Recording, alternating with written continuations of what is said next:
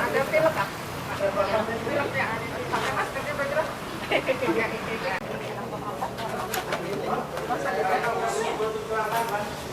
Pokoknya kalau udah melakukan kami dia pengobatan selama 3 hari udah duluan. Udah duluan ya. Terus putih haram baru.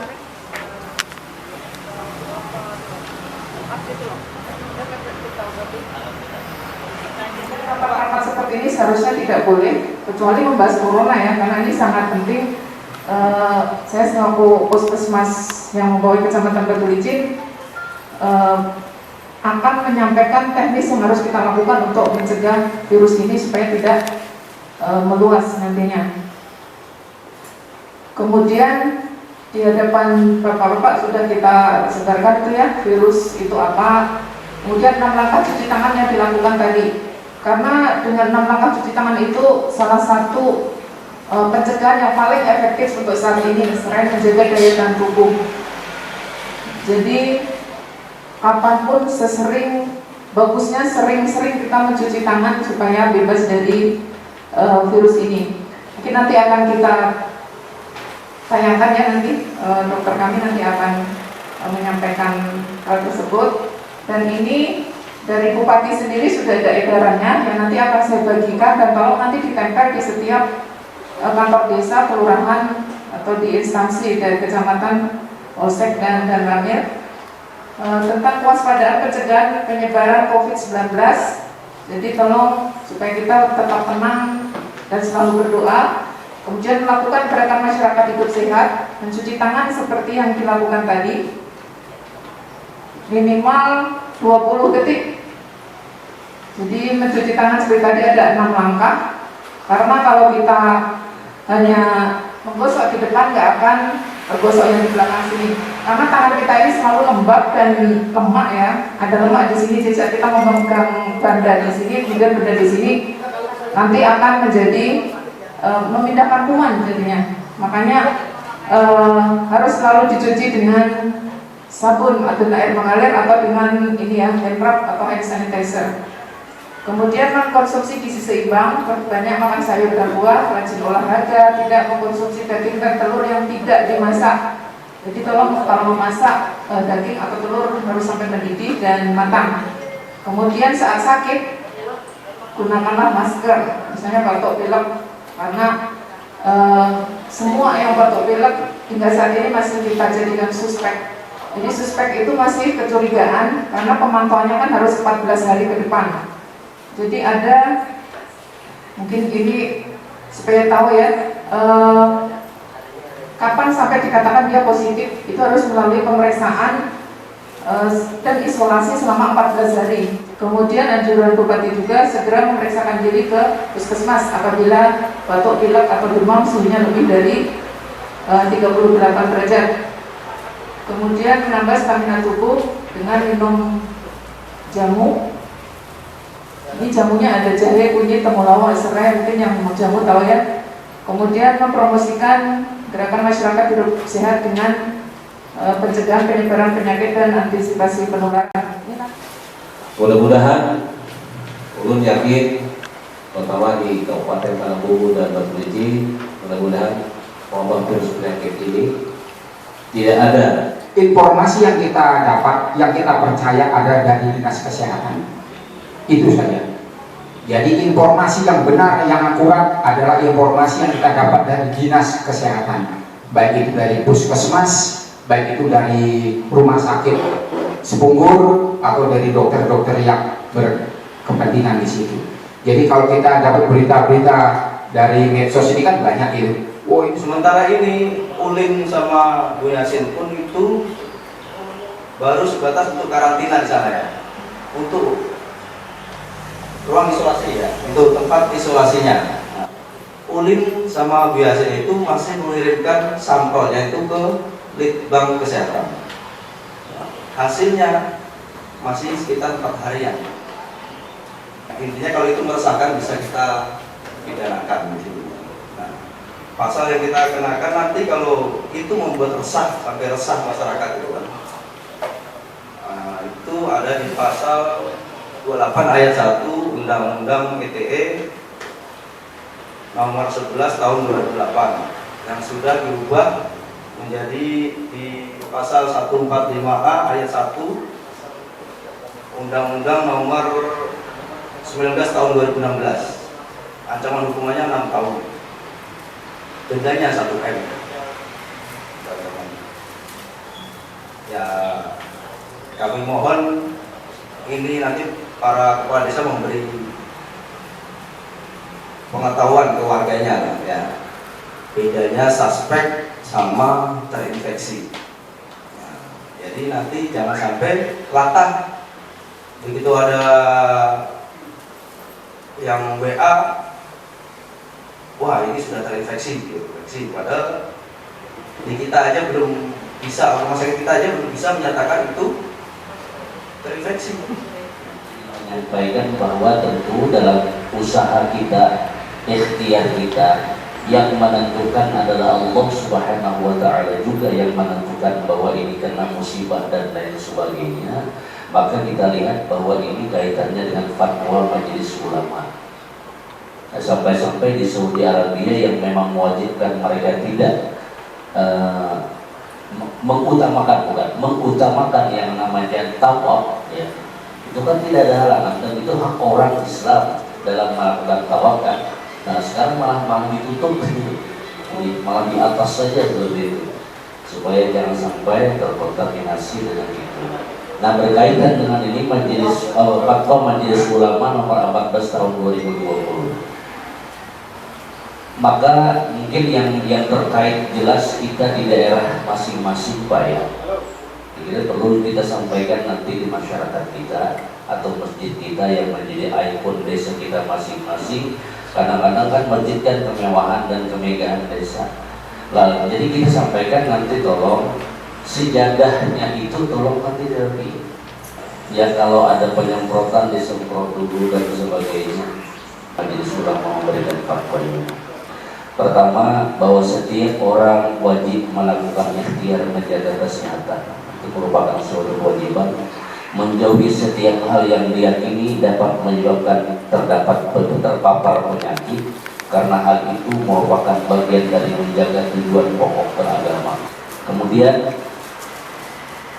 orang yang telah terpapar virus corona wajib menjaga dan menahan diri mengisolasi agar tidak terjadi penularan, maka baginya diganti dengan sholat zuhur. Terus wajib untuk melaksanakan sholat Jumat. Lebat Majelis Ulama sudah siap menahankan diri jadi. Kemudian orang yang sehat dan belum diketahui atau diyakini tidak terpapar corona harus memperhatikan hal sebagai berikut. 1. Dalam hal berada di suatu kawasan yang menjadi potensi penularan tinggi dan sangat tinggi berdasarkan ketetapan pihak yang berwenang, maka ia boleh meninggalkan sholat Jumat menggantikan dengan sholat zuhur. Kemudian dalam yang selanjutnya dalam hal ia berada dalam suatu kawasan yang berpotensi penularan rendah berdasarkan ketetapan pihak yang berwenang, hasil dari pemeriksaan pihak kedokteran misalnya, wajib menjalankan ibadah sebagaimana biasa, menjaga diri agar tidak terpapar virus corona, tidak seperti konflik fisik, bersalaman, terus lagi bersalaman.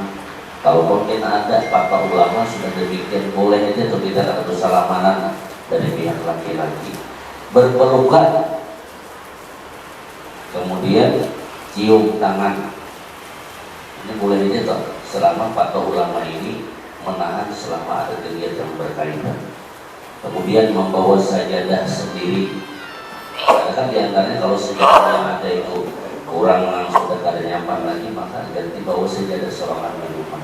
Untuk bersalaman tadi sudah disebutkan ya, mungkin kita cukup dengan begini ya, seperti Hari Raya Idul Fitri tidak perlu bersentuhan tangan untuk sementara waktu, apalagi cipika-cipiki mungkin bisa dihindari dulu karena virus itu bisa hanya dengan lewat udara atau apalagi yang nempel di tangan kita bisa memindahkan dengan cepat.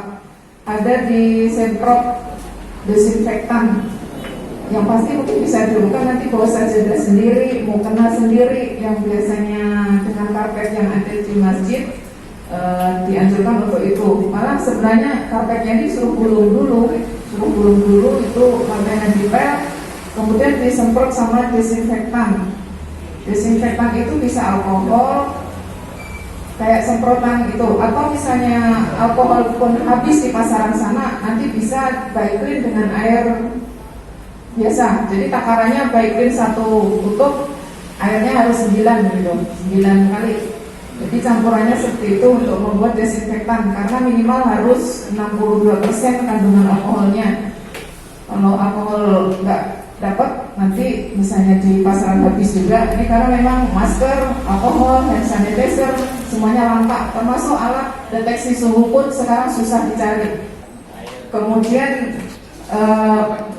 untuk masjid paling itu Pak Lurah, saya kira bisa ya sebelum sholat Jumat dan sesudah sholat Jumat yang ditekankan kemarin dari kabupaten supaya disemprot. Mungkin yang ada langgar juga Pak, nanti tiap desa bisa koordinasi untuk melakukan penyemprotan itu. Kemudian yang disemprot selain lantai juga apa-apa yang sering dipegang oleh orang. Mesti misalnya gagang pintu seperti ini itu disemproti juga, gagang pintu masjid. Kemudian kalau ada ini pegangan untuk handrail atau tangga, misalnya punya tangga ada pegangannya itu disemprot juga. Atau toilet duduk kan biasa kita nyemburnya pakai air dipegang, itu disemprot juga. Jadi apa-apa yang dipegang oleh tangan, termasuk laptop, kemudian mouse. Kalau memang makanya banyak orang, itu bisa juga disemprot. Setidaknya itu salah satu yang bisa kita lakukan. Ya, apa sih sebenarnya coronavirus itu? Atau sering juga disebut dengan COVID-19? Adalah suatu kondisi infeksi yang berarti dapat menular secara langsung ataupun tidak langsung dari satu orang ke orang yang lain. Di mana virus ini melibatkan saluran pernafasan dari bagian hidung, tenggorokan hingga ke paru-paru. Disebabkan oleh virus yang bernama coronavirus atau novel coronavirus yang teridentifikasi pertama kali di Wuhan pada bulan Desember tahun 2019. Sebenarnya seberapa mematikan coronavirus ini? Coronavirus ini memiliki daya infektivitas yang tinggi, tapi sebenarnya mortalitasnya cukup rendah. Jadi dia memiliki kemampuan untuk menginfeksi lebih kuat, dan tingkat kematian berkisar antara 2 sampai 3%, tidak lebih parah dari SARS pada tahun 2003 dan wabah MERS tahun 2012. Akan tetapi risiko kematian memang lebih tinggi pada pasien dengan lanjut usia atau orang-orang dengan penyakit tambahan lainnya, atau orang-orang dengan daya tahan tubuhnya yang rendah. Kenapa semua orang begitu panik menghadapi virus ini? Sebenarnya karena kurangnya fakta yang terverifikasi dan rumor-rumor yang mengambang dan disalahartikan. Itulah yang membuat semua orang menjadi begitu panik, begitu takut. Mungkin penyuluhannya aja yang kurang, karena memang untuk pertemuan juga akan dikurangi. Oke, lanjut. Apakah seseorang yang terkena coronavirus itu pasti akan mati? Tidak jawabannya, karena hampir 80% orang terinfeksi ini sebenarnya hanya menimbulkan gejala yang ringan dan dapat membaik dalam waktu 2 minggu. Bahkan sebagian besar gejala dapat diterapi. Namun untuk obat untuk mematikan virusnya ini secara langsung memang belum ditemukan. Tapi virusnya ini nanti akan mati sendiri. Hanya saja sebelum dia mati dia memiliki daya infektivitas yang tinggi. Jadi selama orang tersebut terinfeksi si coronavirus ini, dia dapat menularkan pada manusia-manusia yang lainnya. Selama manusia yang terinfeksi ini kalau dia daya tahan tubuhnya bagus, sebenarnya belum tentu memunculkan gejala. Jadi bisa saja di antara kita ini mungkin ada yang membawa virus, tapi tidak terlihat lagi sakit. Namun ketika bertemu dengan orang lainnya yang daya tahan tubuhnya rendah, akan menimbulkan penyakit pada orang yang tertular lainnya. Makanya pemerintah menyarankan untuk lebih banyak berada di rumah. Lanjut, ya, siapa yang akan bergejala dan bagaimana sakitnya? Pada pasien usia tua mempunyai risiko gejala yang lebih serius, seperti yang saya jelaskan tadi. Sedangkan pada anak-anak dan dewasa muda sebagian besar hanya bergejala ringan. Lanjut. Bagaimana dengan anak-anak? Apakah amankah? Kemudian kasus pada anak memang sangat jarang dan biasanya memunculkan gejala yang ringan. Hanya 2% kasus yang ditemukan pada usia kurang dari 18 tahun dan kurang dari 3% kasus yang akan menjadi sakit berat. Makanya tadi tergantung dari daya tahan tubuh masing-masing. Kemudian bagaimana sih penyebarannya? Virus ini menyebar melalui orang yang terinfeksi ke orang yang sehat lainnya. Dia bisa menular lewat mata, hidung, mulut oleh droplet. Jadi bukan tersebar di udara seperti yang ditakutkan selama ini sama orang-orang.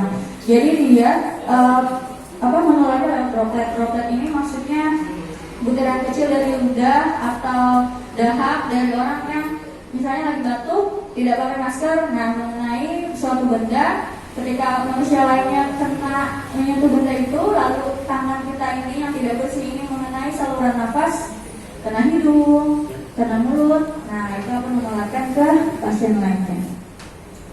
Lanjut.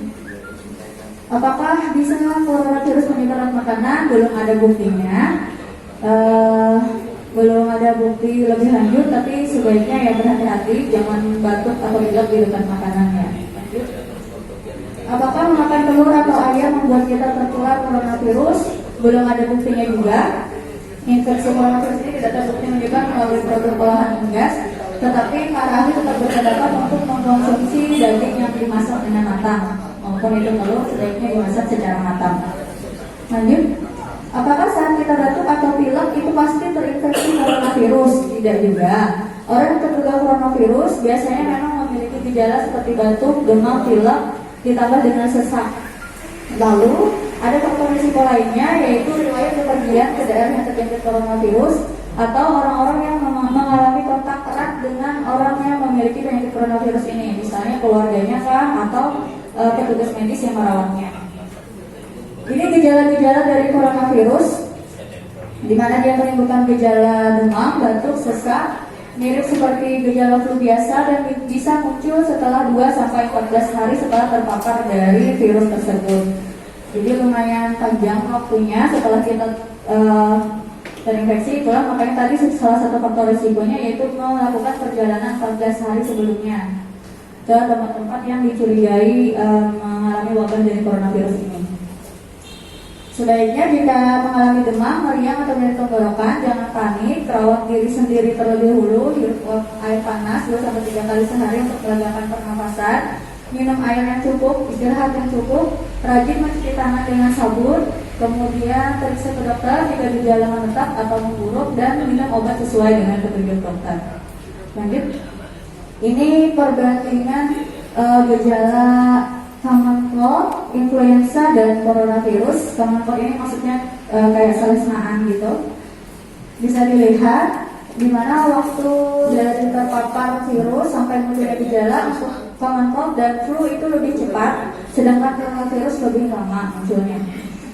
Kemudian onsetnya kalau common cold dan flu lebih cold itu perlahan, flu mendadak, sedangkan coronavirus juga perlahan. Dengan durasi gejala untuk coronavirus yang ringan bisa 2 minggu, kalau berat bisa sampai 6 minggu. Kemudian itu bisa dilihat gejala mayornya. Lebih sering gejala mayornya adalah batuk dan sesak nafas. Ya, lanjut. Apakah saya harus dites coronavirus jika sedang demam, batuk, dan sesak, ataukah bisa minta untuk dites agar tidak khawatir? Sebenarnya tidak perlu. Pemeriksaan coronavirus ini hanya dilakukan atas rekomendasi dokter jika sudah memang memenuhi kriteria, setidaknya kriteria terduga. Lanjut. Mengapa hanya khusus yang bisa tes coronavirus? Mengapa saya tidak bisa mengambil sampel di rumah? Karena mengingat tingkat infeksi intensitas yang tinggi dari coronavirus ini, maka perlu dilakukan di lab-lab khusus dengan peralatan untuk mencegah penularan dari patogen tersebut. Jadi APD-nya pun khusus. Ya, apakah seseorang terinfeksi coronavirus bisa sembuh total dan tidak menularkan lagi? Iya. Jadi faktanya sekitar 40% orang yang sudah sembuh bisa sembuh total tanpa melalui pengobatan yang khusus. Lanjut. Apakah coronavirus bisa diobati? Iya. Yang diobati adalah gejala-gejalanya. Nanti dibedakan gejalanya. Memang belum ada obat khusus atau vaksin terhadap coronavirus tersebut. Lanjut. Apakah memakan bawang bisa mencegah coronavirus? Ini belum ada bukti ilmiahnya terhadap coronavirusnya secara langsung, karena memang masih melalui penelitian. Lanjut. Apakah cuaca panas bisa mematikan wabah corona? Menurut para ahli bisa mengurangi penyebaran, tetapi ini pun belum teruji secara pasti. Berapa lama virus corona bertahan di permukaan atau suatu objek? Nah, sifat si corona ini yang bertahan cukup lama di suatu benda, itulah salah satu hal yang menyebabkan tingkat intensitasnya tinggi. Dia bisa bertahan hingga 8-10 jam. Oleh karena itu, kalau kita habis megang-megang sesuatu, jangan lupa untuk selalu mencuci tangan pakai sabun. Lanjut. Tipe masker apakah yang sebaiknya dipakai untuk melindungi dari virus corona? Masker bedah, masker seperti ini sudah cukup baik untuk menahan virus. Tanpa harus masker yang yang canggih-canggih di TV. Lanjut. Bagaimanakah kekhawatiran kasus virus corona terhadap hewan peliharaan atau hewan lain? Hingga saat ini belum ada laporan kasus dari hewan yang menjadi sakit akibat terinfeksi corona. Tetapi tetap kami semua untuk merekomendasikan bapak-bapak, ibu-ibu untuk selalu cuci tangan sebelum dan setelah berinteraksi dengan hewan. Fokus pertama, bagaimana dengan mudahnya menyebar. Ya, kenapa virus ini begitu mudah menyebar? Karena mengingat sifatnya tadi, dia menular melalui droplet yang bisa menempel cukup lama di suatu benda, kemudian menginfeksi seorang manusia, yang mana manusianya ini suka berjalan-jalan, suka bepergian. Itulah yang menyebabkan virus ini terbawalah ke daerah-daerah atau ke negara-negara lain. Lanjut. Yang harus dilakukan untuk melawan coronavirus, atasi kekhawatiran dengan 3 aksi, yaitu melindungi diri sendiri, lindungi orang yang kita kasihi, dan lindungi lingkungan di sekitar.